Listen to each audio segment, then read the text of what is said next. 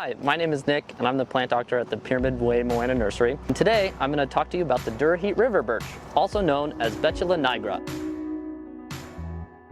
Betula nigra just means black birch. It gets this name from the mature color of the bark.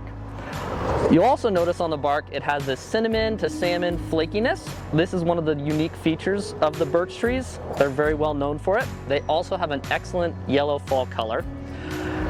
This specific variety has been bred for drought and heat tolerance, which makes it a great option to plant in the high desert. If you're looking for a drought tolerant tree that is low maintenance, the Dura Heat River Birch might be the tree for you. They don't require a lot of pruning, they're not going to produce any fruit, and they won't have any flowers to pick up. And you don't need to water them very much. They will need water as they're considered a drought tolerant birch, but not necessarily a drought tolerant tree. So they will need consistent irrigation throughout their life. Ideally you water them with a drip system so the water penetrates deeply down to the base of the roots. This is going to be like 3 or 4 days a week for about an hour with two 2-gallon emitters. These trees stay relatively small. They're going to be about 30 feet wide and 45 feet tall. So this makes it good for a background planting or a large focal point in a small yard. You should plant them about 20 feet away from any structures or foundations so you don't have any roots damaging those areas. When you have a site selected, you'll want to dig the hole twice as wide as the container and just as deep. Digging too deep will lead to a whole host of problems later in life, and it's best to avoid that.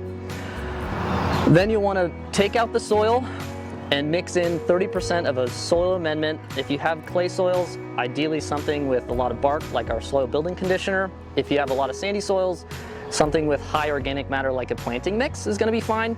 Birches would prefer well-draining and moist soils. They also would prefer a little bit of acidity in the soil, so you might need to add some acidic fertilizer when you plant them.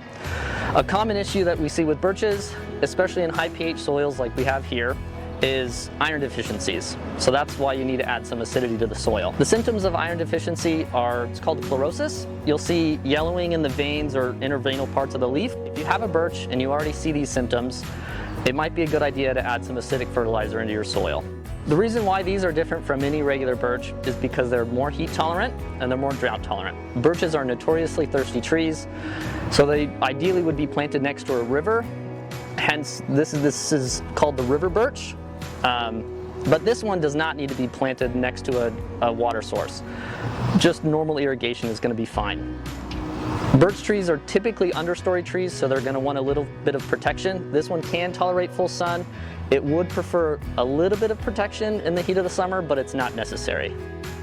Since this variety of birch is resistant to drought, heat, and disease, it also has a great fall color. The bark is going to add a lot of interest in even the winter. It makes an excellent choice for your landscape. If you have any questions, come on down to Moana Nursery and see us.